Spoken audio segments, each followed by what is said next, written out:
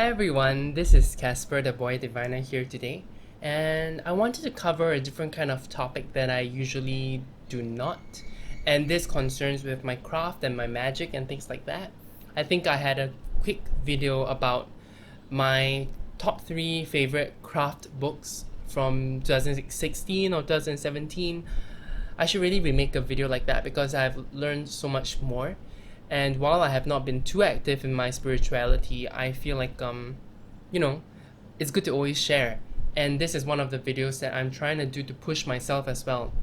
People say the best way to learn is to teach, and so I wanted to cover my sigil making magic. Even though it doesn't differ too much from the techniques that are already out there, everyone has their own way and their own designs and how they make their sigils or activate them. All right, so I wanted to cover the main, firstly, why you would want to do sigil magic. Number 2, how to design a sigil using the statements that you create. And then also maybe talk about ways you can activate a sigil. Okay? So the sigil magic I'm going to cover today is quite specific. It is, I think, the chaos magic way of creating a sigil. There are many other types of sigils in the world, right? There are petitions. I don't know if those would be called as sigils. I use petitions too. There is also fu. Fu is a Chinese word for talismans. Although they are not really used as talismans, they can be. And so I think that's why people call them fu talismans. Vanderbilt has a book called the Tao of Craft, and that book covers how she does the fu talisman magic. There are courses also in Taiwan about how to do them. I have not taken any kind of course. All I've done is read that book. So right now I haven't, and while I do design them, maybe last year, I stopped this year and I feel like I should begin that craft again. But what I've most recently used is sigil magic, okay? So why would you want to do sigil magic? I'm not a person that believes that the law of attraction is enough. I feel like that's the basis. That is maybe the step 0.5 of what you need to do to really push your intentions out there and get things done. I also feel like the rules, or I don't even know that if there are rules, but the law of attraction is a very wide-ranging, general, no rules, just believe and things will happen kind of way. Being a Virgo ascendant, that doesn't really resonate with me. I love rules. I love people telling me what to do, and sigil magic is a way to bring your affirmation game, not affirmation game, I don't like the word affirmation to be honest, the manifestation game to the next level. Okay? And out of all types of magic, sigil magic is like the easiest one to begin with, and so I do recommend this if you are a baby witch, people say that, or a witchling. I used to call myself a witchling. I feel a bit gross saying that, but in any case, this is the best way to start. Okay, so why would you want to do, in what situations would sigil magic be useful? Okay, this is not like purely my own opinion. I would say sigil magic is a general enough magic to be useful. This is my opinion, sorry. To be useful in any kind of way. Some people say you do not use sigil magic when you want to cast, if you want to do spells on someone else. So sigil magic saying like that person will fall in love with me. That doesn't work out because sigil magic is based on chaos magic, and chaos magic, the one I'm talking about is based on chaos magic, and a lot of chaos magicians talk about things in your mind.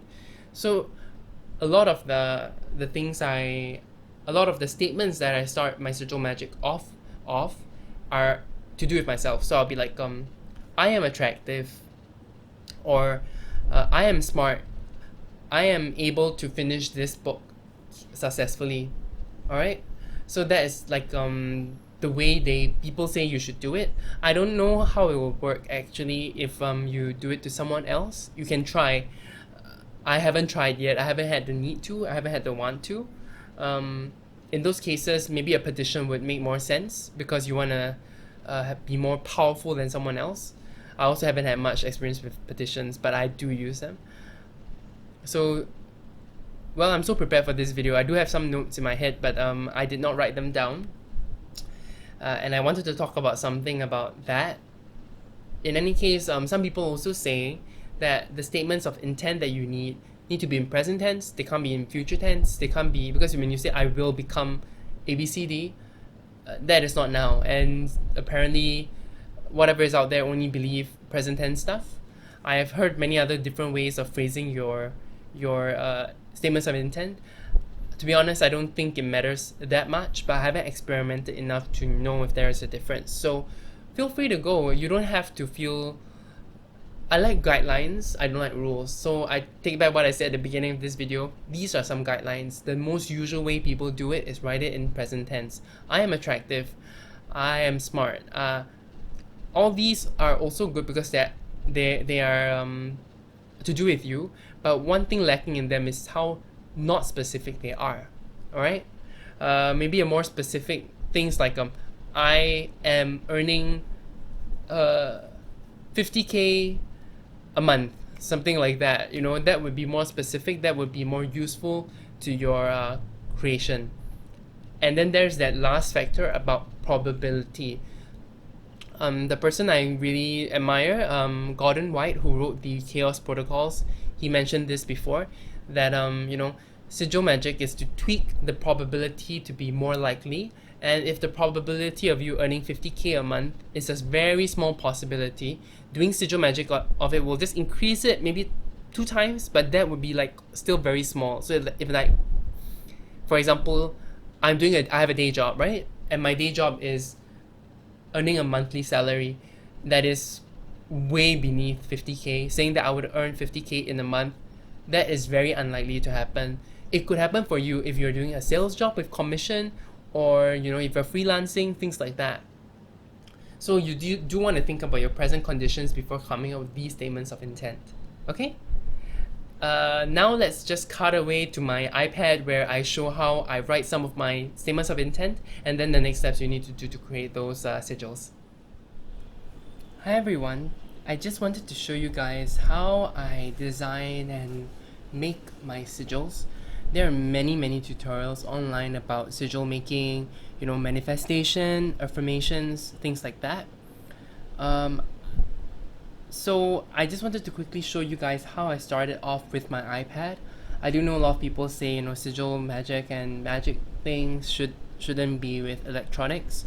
I don't really agree or disagree with that. I just do what I feel like it's right. In any case, there are other guidelines and I'll cover them, but right now I have 4 right here. I find success wherever I go. I move between worlds easily. I have the love I need and want. And I drink water every day. Alright, so I just wanted to quickly go through why I had these 4 and what the purpose is here. As everyone knows, 2020 is coming up, and I used to have some sigil work on the front page of my planner of 2019. That sigil work was made by Bettabel Wen. But for 2020, I want to have some personalized sigils of my own. And so the first thing in Sigil Magic, they say that you need to have a very clear intention. In this case, you can see that my statements are not that clear, they are not specific. And I think if you want to cast magic for a long period of time, over a year, this makes sense. You don't need to have something too specific. Of course, if you have a very specific outcome of your 2020, you can definitely make a sigil like that. For my own purpose, I don't feel like this is needed, and that's why I came up with these 4. Also, one of the sigil magic concepts is called a robofish, and there's another one called you know, creating sigil shoals. These terms I think were popularized by Gordon White in his blog Rune Soup. They are also mentioned again in his book The Chaos Protocols. So in this case, this is what I'm doing. I'm launching more than just one sigil. I'm gonna create a few and put it on the front page of my planner, and I have a robofish right here. This is the robofish.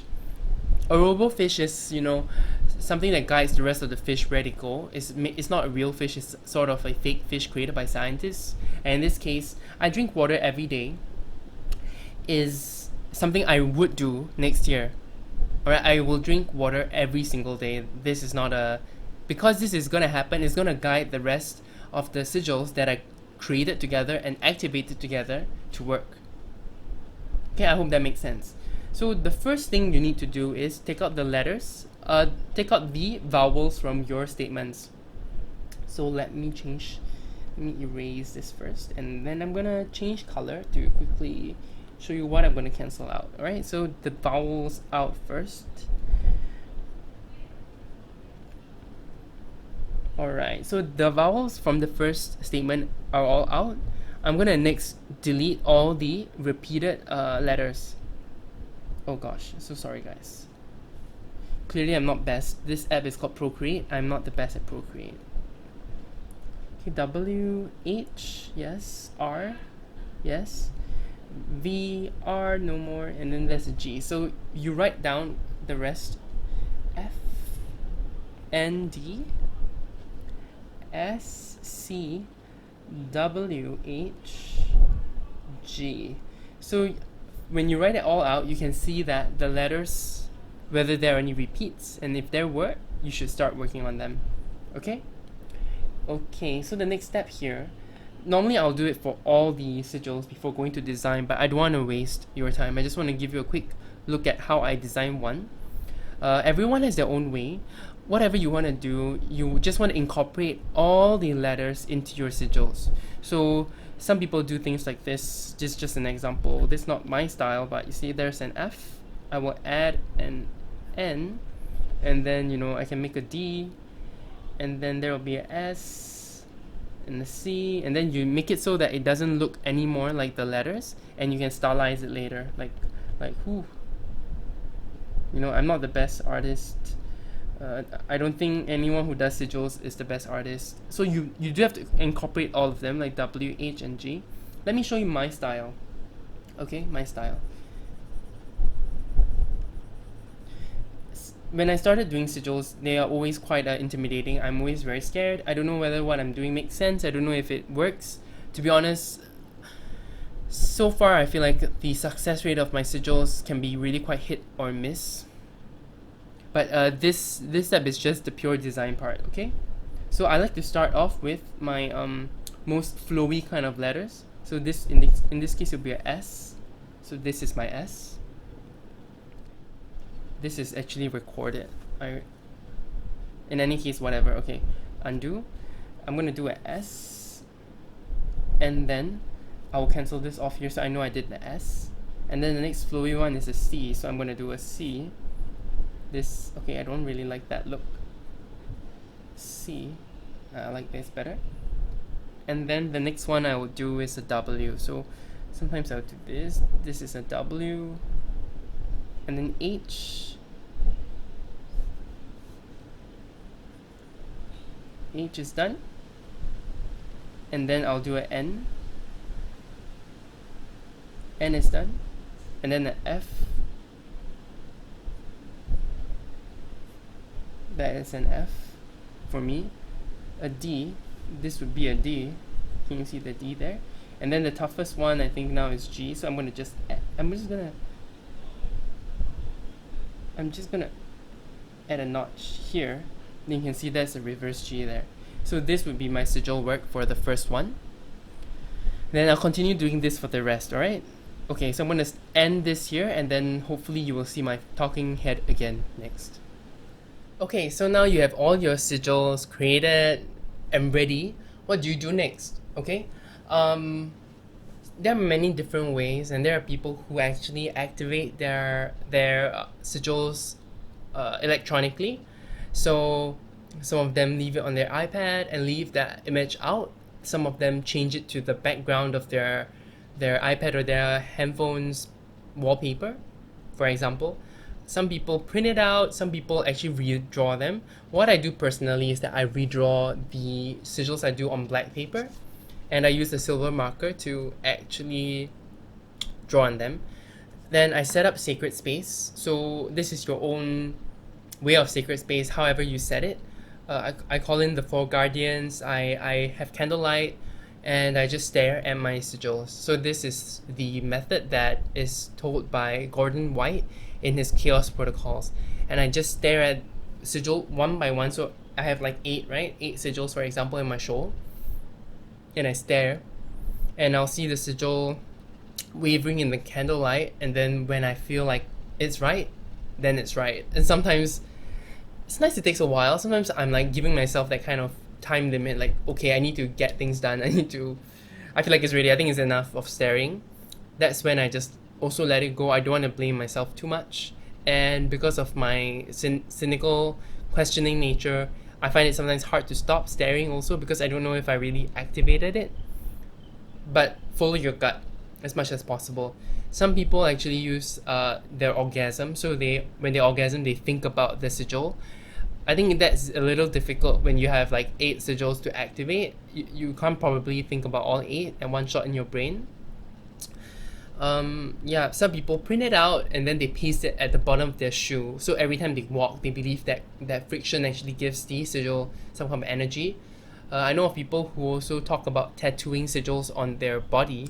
I feel like that one is a bit permanent. It really depends on what the sigil says. You don't want a sigil to be activated when you don't want the effect to be permanent. Oh, one thing I forgot to talk about. So when I activate my sigils, I also think about, let this be for my greatest, highest good. People like to say this, and I kind of just say it just to protect myself because of, the monkey's paw kind of situation happening. Okay? I'm not too comfortable showing the process of me activating sigils, so that's why I didn't do a recording after I finished my designs. I feel like some people say showing your spells being done, it takes away the power. I don't believe that. I've seen so many videos online about people doing that. For example, Hoodoo Delish is one of the most interesting people I've seen doing spells on video, and it all seems to be for real purposes, and I'm assuming it all has gone well because she's such a big figure in the Hoodoo community. But for me, I feel like I don't feel like I had enough success with my activation of sigils to be able to show what I do. And anyway, the light will be dim, it will be really dark, it will be really hard to see what I'm doing. So, well, that's that. I hope this new video has been interesting and at least useful to you guys to some extent. Give me any feedback you have. If you have any other suggestions about any other magical practice you're interested in that I may have some knowledge of, I'll be happy to share. Otherwise, you guys have a great rest of the day. Take care and goodbye.